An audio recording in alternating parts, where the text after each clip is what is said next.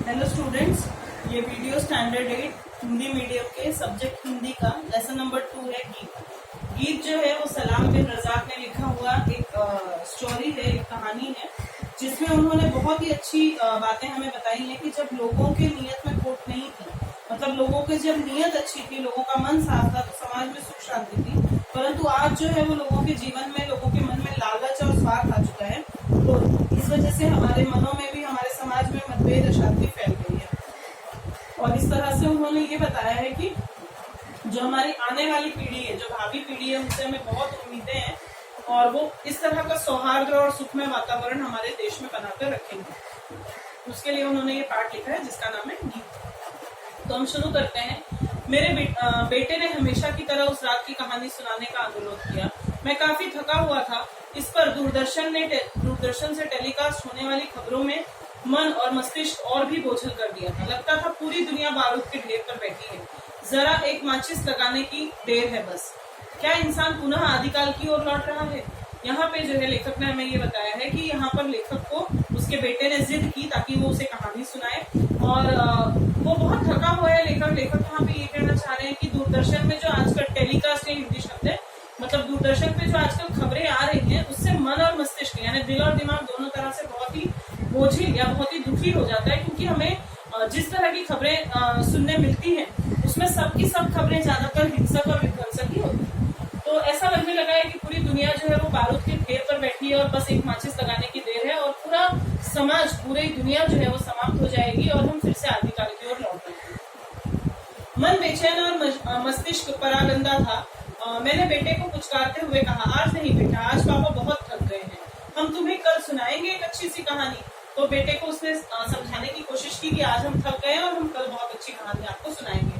बेटे की जिद के आगे मैंने थक हार कर कहा, ठीक है, लेकिन बच्चा क्यों मानेगा? तो बच्चे की बात के आगे ये थक गए और उन्होंने कहा कि ठीक है, हम कहानी सुनाएंगे, मगर तुम बीच में कोई प्रश्न नहीं पूछोगे।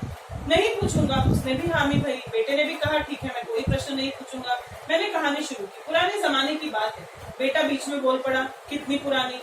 अब फिर से उसने बीच में कह दिया था, तो इसलिए मैंने कहा था ना, मैंने कहा था ना, तुम कोई सवाल नहीं पूछोगे। ओहो सॉरी पापा, उसने कसमसाते हुए क्षमा मांगी। मतलब पहले इसने रोक दिया कि तुमको बीच में सवाल नहीं पूछना है, और बेटे ने अपने पापा को सॉरी कहा। वैसे बात बहुत पुरानी भी नहीं है। मैंने कहानी जारी रखते हुए कहा, यही कोई 50 बरस हुए होंगे, या हो सकता है 100-200 बरस पुरानी हो। मतलब ये कहानी या तो 50 साल पुरानी होगी या 100-200 बरस पुरानी, अधिक से अधिक 1000-1200 बरस पुरानी भी हो सकती है, या फिर इससे भी ज्यादा। मतलब कोई निश्चित नहीं था कि ये कहानी कितनी पुरानी है।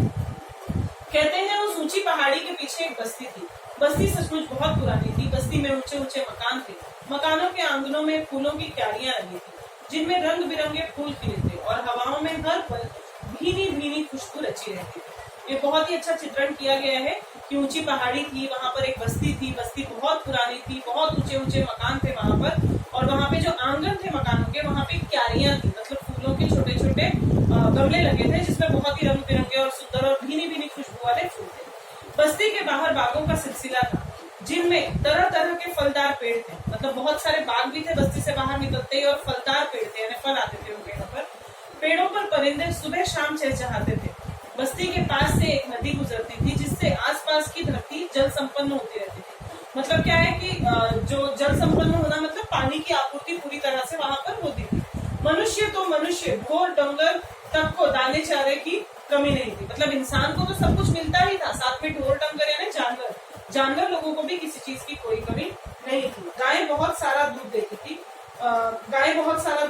बस्ती के लोग प्रसन्नचित्त, मिलनसार और शांति प्रेमी थे। मतलब बस्ती के लोग भी बहुत ही अच्छे थे। पुरुष दिन भर खेत खलिहानों और बागों में काम करते थे, पशु चराते थे, लकड़ियां काटते थे, और औरतें चूल्हा चक्की संभालती। मतलब एक पुराना सा ट्रेडिशनल हमको बताया है कि पुरुष जो है वो बाहर काम करते थे और औरतें घर संभालती थी। उनमें जो शक्तिवान थे, कुश्तियां लड़ते, लाठी बल्लम खेलते, चित्रकार चित्र बनाते और कवि गीत गाते थे। तो मतलब सभी प्रकार के लोग थे यहाँ पे। शक्तिवान लोग थे, कलाकार लोग थे, और खुशियां रोज उस बस्ती की परिक्रमा करती, और दुख भूले से भी कभी उधर का रुख न करता। मतलब वो बस्ती उस समय बहुत ही खुश थी, और कभी भी उनके आसपास दुख का वातावरण नहीं होता था। कहते हैं बस्ती के पास ही एक घने पेड़ पर एक परी रहती थी। अब कहानी है तो कहानी में परियां होना जाहिर है, तो इसलिए एक पेड़ पर एक परी रहती थी, नन्ही मुन्नी मोहनी सूरत और मासूम सूरत वाली। तो बहुत ही अच्छी सी परी थी वहां पर, बड़ी बड़ी आंखों, सुनहरे बालों और सुर्ख गालों वाली। तो बहुत ही आकर्षक बताया है उसको, उसकी आंखें बड़ी बड़ी थी, गाल सुनहरे थे, बाल भी सुनहरे थे, बहुत ही अच्छे थे। परी गांव वालों पर बहुत मेहरबान थी, वह अक्सर अपने चमकदार परों के साथ उड़ती आती और उनके रोते हुए बच्चों को गुदगुदाकर हंसा देती। मतलब परी वो थी जो सभी को बहुत ही खुशियां दे रही थी।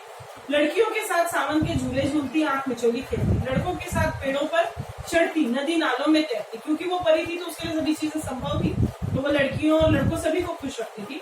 कभी किसी के खलिहान को अनाजों से भर देती, कभी किसी के आंगन में फूल रंग बिरंगे फूल खिला देती। तो वो इतनी अच्छी थी कि जिसको अनाज की आवश्यकता है उसे अनाज देती, जिसको खुशियों की आवश्यकता है वहां फूल खिला देती। दिन गुजरते रहे, समय का पंछी काले सफेद परों के साथ उड़ता रहा और मौसम का बहुरूपिया नए रंग बदलता रहा। तो इस तरह से दिन जो है वो गुजर रहे थे, सब तरफ में काले सफेद पर थे, पर वाले पक्षी थे जो आसपास उड़ रहे थे और मौसम बदलता रहता था। फिर पता नहीं क्या हुआ, कैसे हुआ कि एक दिन किसी ने उसके खेतों में शरारत का हल चला दिया। कुछ तो हुआ, किसी ने कोई बदमाशी की, कुछ शरारत कर दी।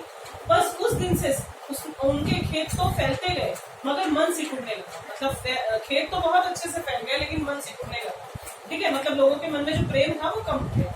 गोदाम अनाजों से भर गए मगर नियतों में खोट पैदा हो गई। खोट हो जाना यानी कमी आ जाना। ठीक है, तो कुछ अच्छा माहौल नहीं था, माहौल थोड़ा सा खराब हो गया था।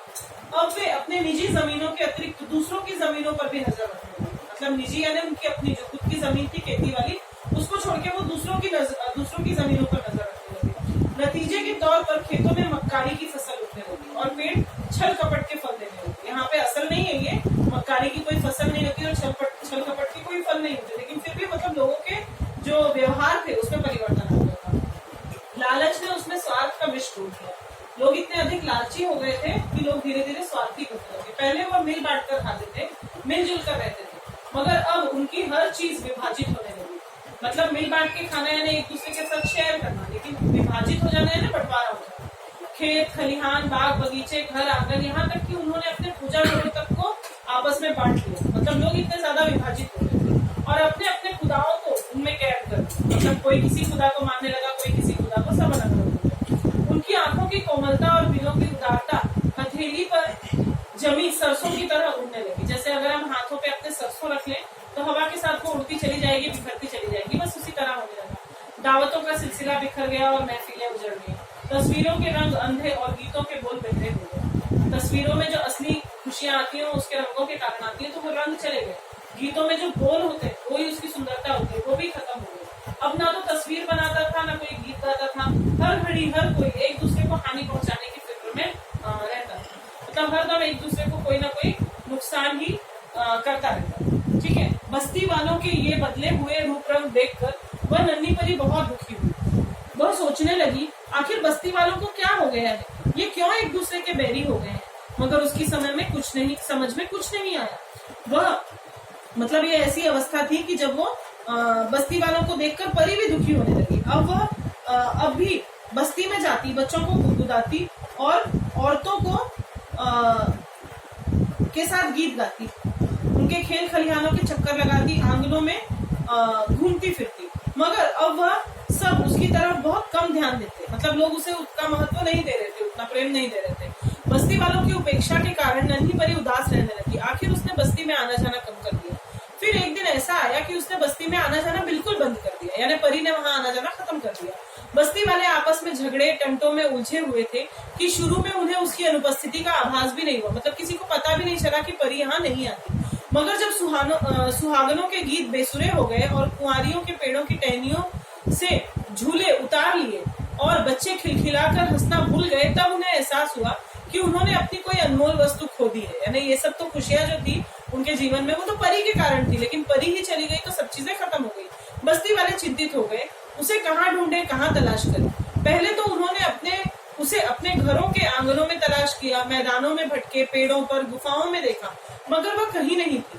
अब उनकी चिंता बढ़ने लगी, मगर बजाय इसके कि वे मिल बैठकर सर जोड़कर उसके बारे में सोचते, वे एक दूसरे पर आरोप लगाने लगे कि परी उनके कारण रूठ गई है। अब तो उनके दिलों की नफरत और भी गहरी हो गई। मतलब जो है वो लोग ये नहीं बात पता कर रहे थे कि परी आखिर गई कहाँ, बल्कि एक दूसरे पर दोषारोपण कर रहे थे कि किसके कारण परी जो है नाराज होकर चली गई। उन्होंने एक दूसरे के खेत खलिहानों को नष्ट करना और पशुओं को चुराना शुरू कर दिया। धोखा, फरेब, लूट मार, हत्या, विनाश रोज का नियम बन गया। मतलब रोज इस तरह की खबरें आने लगी। जब पानी सर से ऊंचा हो गया तो बचाव का कोई उपाय न रहा। तब बस्ती वालों ने तय किया कि इस प्रतिदिन के उपद्रव से अच्छा है कि इस किस्से को हमेशा के लिए खत्म कर दिया जाए। मतलब ये सारी बातें खत्म कर दी जाए, ऐसा लोगों ने सोचा। इस निर्णय के बाद वे दो गुटों में बंट गए। सारे युवक हाथों में बल्लम और तलवारें लिए मैदान में एक दूसरे के सम्मुख आकर खड़े हो गए। उनकी आंखों से क्रोध और नफरत की चिंगारियां निकल रही थी और उनकी मुट्ठियां बल्लम और तलवारों की मुठों पर मजबूती से कसी। मुठ मतलब होता है जो पकड़ने वाला सेक्शन होता है तलवार में या बल्लम में, जहां पकड़ते हैं। तो कस के उन्होंने पकड़ रखा था कि एक दूसरे को आज समाप्त कर देंगे। एक दूसरे पर झपट पड़ने को तैयार खड़े थे। मतलब वे एकदम तैयार थे कि कब एक दूसरे का विनाश कर देंगे। तभी एक अनहोनी हो गई। फिजा में एक महीन सा सुर बुलंद हुआ, जैसे किसी परिंदे का कोमल पर हवा में कांप रहा हो। ऐसा लगने लगा जैसे कोई परिंदा है यानी पक्षी है, उसका जो पर यानी पंख, वो हवा में कांप रहे हैं। कोई गा रहा था, ऐसा उन्हें महसूस हुआ। उन्होंने आवाज की ओर देखा। पहले तो उन्हें कुछ दिखाई नहीं दिया, मगर उन्होंने बहुत ध्यान से देखा तो उन्हें नन्ही परी एक पेड़ की डाल पर बैठी दिखाई दी। उसके बाल बिखरे हुए थे और गाल आंसुओं से भीगे हुए थे। मतलब वो परिंदा कोई और नहीं था, बल्कि वो परी ही थी। बहुत ही दुखी थी, ये दिखाई दे रहा था, पर नोचे हुए और कपड़े फटे हुए थे। मतलब उसके पर जो थे, पंख, वो किसी ने नोच दिए हो जैसे, उसके कपड़े फट गए हो जैसे वह घनी कांटेदार झाड़ियों के बीच से गुजर कर आ रही हो। उसके पांव नंगे और तलवे जख्मी थे। वह पेड़ से उतरकर मैदान के बीच में आकर खड़ी हो गई। उसके दोनों हाथ फिजा में बुलंद कर रखे थे, जैसे उन्हें एक दूसरे पर हमला करने से रोकना चाहती हो। दोनों हाथों से उसने दोनों तरफ के जो लोग थे उन सबको रोकने की कोशिश की। तलवारों की मुठों और बल्लमों पर कसी हुई मुठ्ठियां तनिक धीमी हुई। जब उन्होंने ये सब देखा तो जो कस के एक दूसरे को मारने के लिए तैयार थे, वो धीरे धीरे थोड़े से नम्र हो गए। वह गीत गा रही थी। उसकी आवाज में ऐसा दर्द था कि उनके सीनों में दिल तड़प उठे। आवाज धीरे धीरे बुलंद होती गई, इतनी बुलंद जैसे सितारों को छूने लगी। उसकी आवाज चारों दिशाओं में फैलती गई, इतनी फैली कि चारों दिशाएं उसकी आवाज की प्रतिध्वनि से गूंजने लगी। तो मतलब ऐसा माहौल ऐसा हो गया था कि सभी जो एक दूसरे के दुश्मन बने थे, वे धीरे धीरे धीरे उनके मन में तड़प उठने लगी, एक दूसरे के लिए प्रेम होने लगा।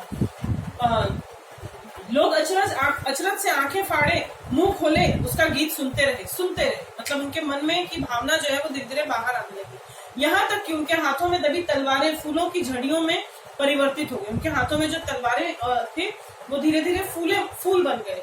बल्लम मोरछल बन गए, जैसे मोर के पंख नहीं होते, उस तरह का रूप परिवर्तन हो गया। गीत के बोल उनके कानों में रस घोलते रहे और धीरे धीरे वह सब एक दूसरे से एक अनदेखी अनजान डोर से बनते चले गए। मतलब उनके मध्य का जो प्रेम समाप्त हो गया था वो धीरे धीरे फिर से शुरू हो गया। जैसे वह सब एक ही माला के मोती हो, जैसे वह सब एक ही माँ के जाए हो। माँ के जाए होना मतलब माँ के पुत्र होना। तो ऐसे लगने लगा जैसे वे सभी एक ही माँ के बच्चे हैं।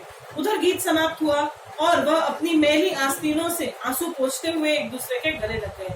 आस्तीन यानी होता है बाह के जो कपड़े होते हैं उनसे। तो वो अपने आंखें पोंछने लगे और एक दूसरे के गले लगने लगे। तब जब आंसुओं का गुबार कम हुआ तो उन्होंने अपनी प्यारी परी को तलाश करना चाहा, मगर वह उनकी नजरों से ओझल हो चुकी थी। बस्ती वालों ने उसे बहुत ढूंढा, वादी जंगल आवाजें दी, मिन्नतें की, मगर वह दोबारा हाजिर नहीं हुई। तब बस्ती वालों ने उसकी याद में एक मूर्ति बनाई, उसे बस्ती के बीचों बीच मैदान में स्थापित कर दिया। तो मतलब उसकी याद में उसकी एक मूर्ति बना के बस्ती के बीचों बीच उसने रख दिया। कहते हैं आज भी बस्ती के लोगों में जब कोई विवाद होता है तब मैदान में उसी मूर्ति के इर्द गिर्द इकट्ठे हो जाते हैं और जब गीत को दोहराने लगते हैं। इस तरह बस्ती वाले आज भी उस गीत के कारण शांति और चैन से जिंदगी बिता रहे हैं। मतलब बहुत ही प्रेम फिर से उन लोगों के बीच हो गया है। जैसे उनके दिन फिरे, खुदा हम सब के भी दिन फिरे। मैंने कहानी खत्म करते हुए अपने बेटे की ओर देखा। चेहरा बिल्कुल सपाट था। मैंने जम्हाई लेते हुए कहा, चलो अब सो जाओ, कहानी खत्म। मतलब उसने बहुत ही अच्छी कहानी सुनाई थी अपने बच्चे से। उसने कहा कि अब कहानी खत्म हो गई। तो बच्चे ने कहा, पापा आपने कहा था कहानी सुनाते समय कोई प्रश्न नहीं पूछना। हाँ मैंने कहा था और तुमने कोई प्रश्न नहीं पूछा, तुम बड़े अच्छे बच्चे हो, अब सो जाओ। ये पिता ने उत्तर दिया। बेटा कहता है, मगर पापा कहानी तो खत्म हो गई, मैं अब तो प्रश्न पूछ सकता हूँ ना। तो अब बेटा जो है वो पिता से आज्ञा ले रहा है कि क्या मैं आपको कोई प्रश्न पूछ सकता हूँ। मैं थोड़ी देर चुप रहा, फिर बोला चलो पूछो, क्या पूछना चाहते हो। पापा, कौन सा गीत था जिसे सुनकर गांव वाले दोबारा गले मिलने को मजबूर हो गए। मतलब बेटे का सवाल बहुत ही उचित था कि आखिर ऐसे कौन सा गीत था जिससे उन लोगों के बीच में इतना प्रेम शुरू हो गया। मैंने चौंक कर उसकी ओर देखा, थोड़ी देर चुप रहा, फिर बोला मुझे वो गीत याद नहीं बेटा। नहीं पापा, उसने मचलते हुए कहा, मुझे वो गीत सुनाइए वरना मैं समझूंगा आपकी कहानी एकदम झूठी थी। तो बच्चा जो है उसने कहा कि नहीं, मुझे तो वो गीत जानना है वरना तो ये कहानी झूठी हुई। तो मैं थोड़ी देर चुप रहा, फिर दबे स्वर में बोला, हाँ बेटा, यह कहानी झूठी है। कहानियां अक्सर काल्पनिक होती है। मतलब कहानी तो अक्सर झूठी ही होती है। ऐसा तो होता नहीं है कि हमें कोई परी दिखाई दे या कोई परी आए और हमारे लिए कुछ अच्छा कर जाए। वह मुझे उसी तरह अपलक देखता रहा। अपलक मतलब पलक झपकाए बिना वो देखता रहा। मैंने उसकी आंखों में झांकते हुए कहा, मगर तुम इस झूठी कहानी को सच्ची मान सकते हो। वह कैसे? उसने हैरानी से पूछा। जब पिता ने उसे समझाया कि आप इसे सच्ची कहानी मान लो तो उसने पूछा कैसे। बड़े होकर तुम वैसा गीत लिख सकते हो जैसा उस परी ने गाया था। बेटे की आंखों में चमक पैदा हुई। सच पापा? एकदम सच। तो उसने उसे समझाया कि बहुत ही अच्छा, तुम ऐसा ही कोई गीत लिखना, ठीक है। उसने मेरे गले में बाहें डाल दी। यू आर सो स्वीट पापा। बच्चे ने बहुत ही प्रेम से अपने पापा के गले में बाहें डालकर कहा, यू आर सो स्वीट पापा, मतलब आप कितने प्यारे हो। उसने आंखें बंद कर ली। वह जल्द ही सो गया, मगर मैं रात में बहुत देर तक जागता रहा। बार बार मेरे मन में एक ही विचार कुलबुला रहा था कि क्या मेरा बेटा वैसा गीत लिख सकेगा। तो क्या बेटा जो है वो लेखक ये सोच रहा है कि क्या उसका बेटा कोई ऐसा गीत लिख सकेगा जिसके कारण लोगों के जीवन में ये जो भावना आ गई है एक दूसरे से दुखी होने की, एक दूसरे से नफरत करने की, क्या वो कभी समाप्त हो जाएगी। तो इस प्रकार ये बहुत ही सुंदर कहानी थी जो सलाम बिन रजाक जी ने लिखी थी, जिसका नाम था गीत। धन्यवाद।